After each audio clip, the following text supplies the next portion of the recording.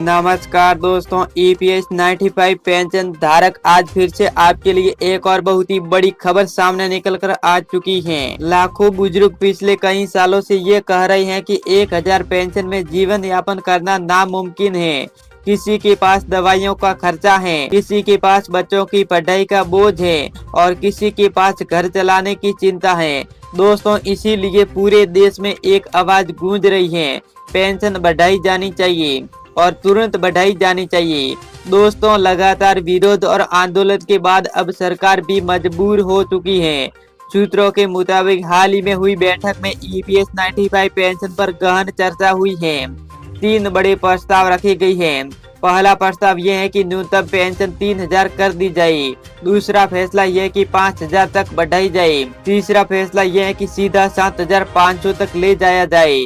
अब सवाल यह है कि आखिरकार सरकार कौन सा रास्ता चुनेगी। पिछले सत्र में संसद में भी इस मुद्दे पर गर्मा गर्म बहस हुई। कई सांसदों ने साफ कहा है कि बुजुर्गों के साथ अन्याय हो रहा है।